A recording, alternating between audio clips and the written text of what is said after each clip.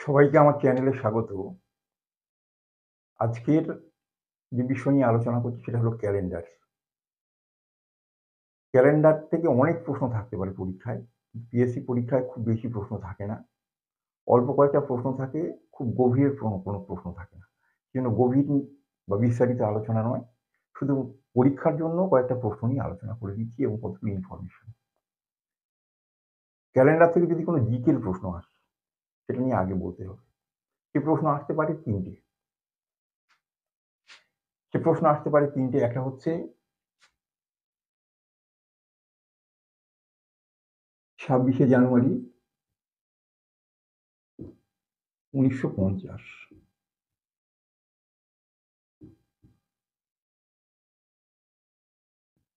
15th August ১৯৪৭, আর 2nd October 1869। GK সম্পর্কে, জিকের উপরে বেস করে ক্যালেন্ডারে যদি প্রশ্ন আসে তাহলে এই ৩ টে প্রশ্ন আসতে পারে। একটা হচ্ছে ২৬শে জানুয়ারি ১৯৫০ মানে প্রথম প্রজাতন্ত্র দিবস কবে ছিল? 15th আগস্ট ১৯৪৭ ভারত কবে স্বাধীন হয়েছিল? আর 2nd অক্টোবর 1869 মানে গান্ধীজির জন্মদিন কি বার ছিল?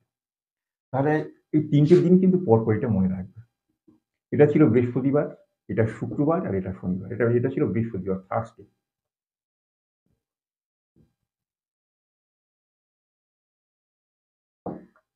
এটা ছিল শুক্রবার, ফ্রাইডে। আর এটা ছিল শনিবার, স্যাটারডে। তাহলে কি বললাম? তাহলে এই ৩ টে দিন পর দিন কিন্তু বার, পরপর বার। এই ৩ টে বার মনে রাখতে হবে। প্রথম জাতীয় প্রশ্ন যদি থাকে। দ্বিতীয় জাতীয় প্রশ্ন হচ্ছে বছরের প্রথম দিন এবং শেষ দিন। ঠিক আছে? ধরো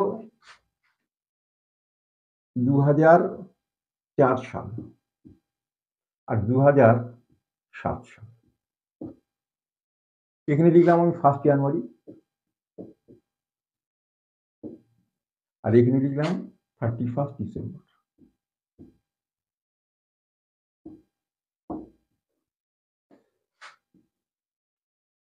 এটা একটা ২০০৪ একটা লিপ ইয়ার বা অধিবর্ষ, আর ২০০৭ হচ্ছে সিভিল ইয়ার বা সাধারণ বর্ষ।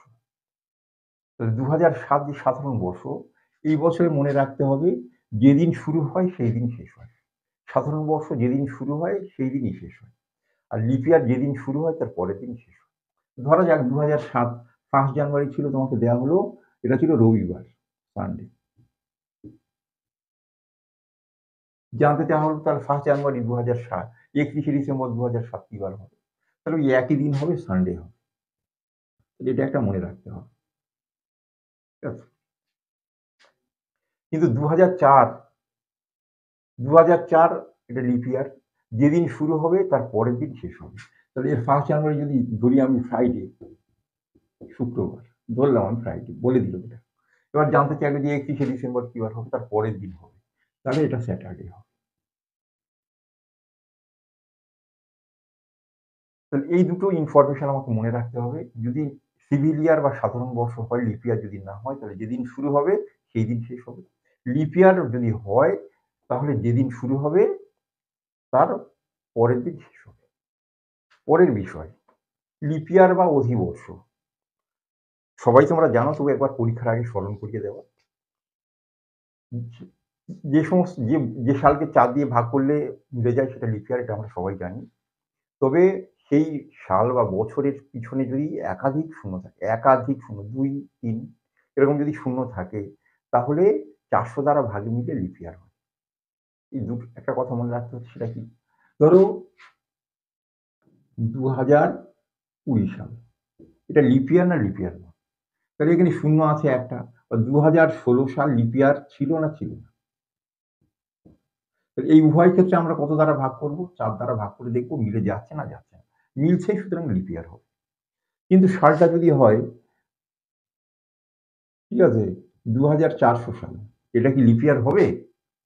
বলা হলো ২০০০, ঠিক আছে, ২৪, ঠিক আছে, ২৭০০ সাল, এটা কি লিপ ইয়ার হবে? এই ক্ষেত্রে আমাকে ভাগ করতে হবে কত দিয়ে? 400 দিয়ে ভাগ করে মিলিয়ে দেখতে হবে যে লিপ ইয়ার হচ্ছে কিনা। তাহলে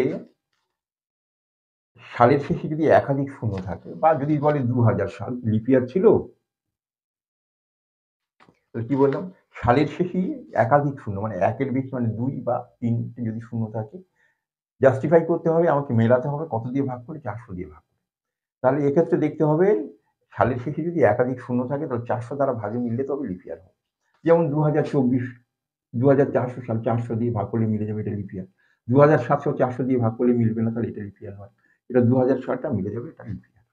তবে ৪০০ দ্বারা ভাগ করলে একাধিক শূন্য থাকলে তবে ৪০০ দ্বারা ভাগ করলে লিপ ইয়ার কে আমরা বুঝতে পারব। এ ধরনের কোশ্চেন পরীক্ষায় ইদানিং থাকছে। এই প্রশ্নটাও তোমাদের খেয়াল করতে হবে। পরীক্ষা দেওয়া হলো, ঠিক আছে? ১৫০০ সাল, ১৭০০ সাল, ঠিক আছে? ১৯০০ সাল, ঠিক আছে?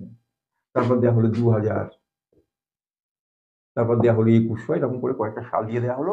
বলা হলো এর মধ্যে কোনগুলো লিপ ইয়ার। তাহলে যেগুলো একাধিক শূন্য দেখব ৪০০ দ্বারা ভাগে মিলে যদি, তাহলে যেগুলো মিলবে সেগুলোই লিপ ইয়ার হবে। পরের বিষয় এবারে যে প্রশ্ন আসতে পারে আরো পরীক্ষায় সে নিয়ে সরাসরি আলোচনা করছি। কোনো কঠিন প্রশ্ন চাপ নেওয়ার কিছু দরকার নেই। এ নিয়ে বিস্তারিত ভিডিও আমি অনেক পরে আমি তোমাদেরকে দেব। এখানে রিসেন্ট পরীক্ষায় কতগুলো কোশ্চেন গুলো দেখো। এই কোশ্চেন গুলো নিয়ে তোমরা খেয়াল করো, তাহলেই হয়ে যাবে। তবে শুধু একটা কথা মনে রাখতে হবে। আজ কি বার? ধরো আজ বুধবার। দুদিন পরে কি বার হবে? ঠিক আছে? দুদিন পরে কি বার হবে? তাহলে বুধবার আজ আমরা সাধারণভাবে যেমনই ভাবি তেমন ভাববে। আজ বুধবার, দুদিন পরে হবে শুক্রবার, বৃহস্পতিবার, শুক্রবার। কখনো মনে করবে না যে না দুদিন পরে কি বার? দুদিন পরে মানে কি? দুদিন বাদ দিয়ে বলেছে না। দুদিন পরে মানে হচ্ছে দুদিন পরে। তাহলে আমরা যেভাবে ভাবি সেভাবেই উত্তর করবে তোমরা।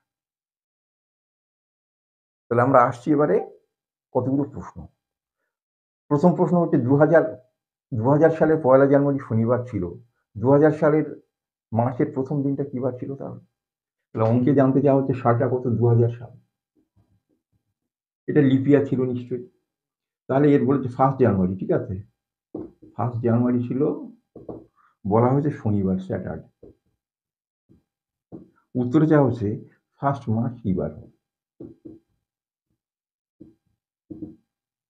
তাহলে জানুয়ারি থেকে 1 মার্চ, ঠিক আছে? কি বার হবে জানতে চাওয়া হচ্ছে। তাহলে জানুয়ারি মাসের ১ তারিখে আছে। জানুয়ারি মাসের অবশিষ্ট দিন ৩০ টা আছে। ফেব্রুয়ারি মাস ২০০০ সাল মানে ফেব্রুয়ারি মাস ২৯ দিনে। মার্চের ১ তারিখ, তাহলে ১। তাহলে এখান থেকে অতিরিক্ত দিন বা অড ডে এখানে পাচ্ছি কত? ২, এখানে পাই ১, এখানে পাই ১। তাহলে অড ডে কটা পেলাম? ৪ টে। তাহলে শনিবারের সঙ্গে ৪ যোগ করলেই উত্তর হবে। শনিবারের ৪ দিন পরে কি বার? রবি, সোম, মঙ্গল, বুধবার। তাহলে এটা উত্তর হবে বুধবার। তাহলে আমাদের স্যাটারডের সঙ্গে কত যোগ করতে হবে? ৪ যোগ করতে হবে। শনিবারের ৪ দিন পরে কি বার? বুধবার।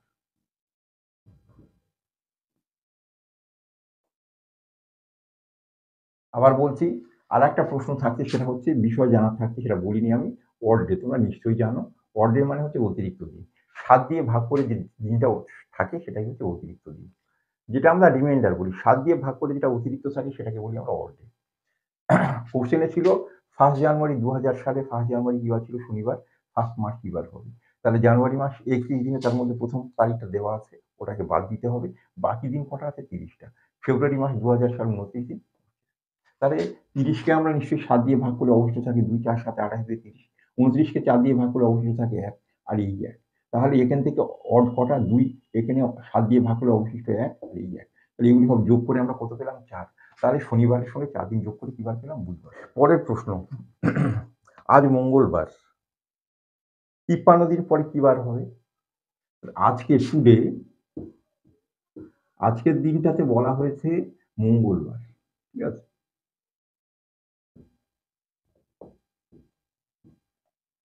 আজকের মঙ্গলবার। এর সঙ্গে ৫৩ দিন পরে কি বার হবে? প্লাস ৫৩ দিন। ৫৩ মানে হচ্ছে ৭ দিয়ে ভাগ করলে কত অবশিষ্ট থাকে? ২৭, ঠিক আছে? ৭ দিয়ে ভাগ করলে হিসেব করো, ৭ ৭ ৪৯।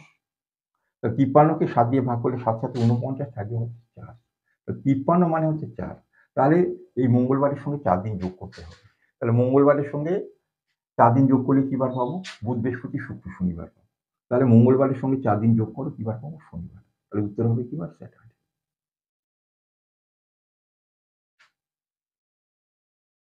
আবার বলছি 53, 53কে 7 দিয়ে ভাগ করতে হবে।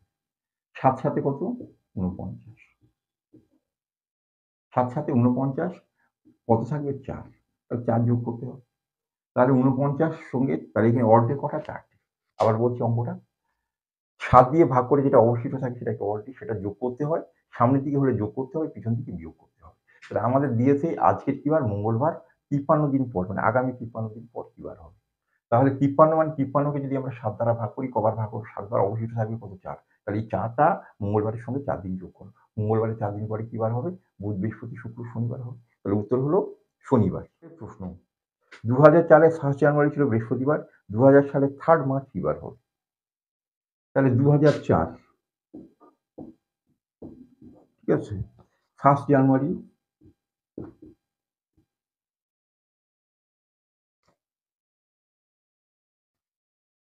1 জানুয়ারি ছিল বলছে বৃহস্পতিবার, থার্সডে,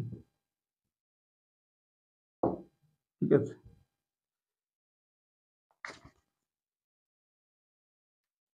2004 সালের 2004 সালের 3 মার্চ যা হয়েছে,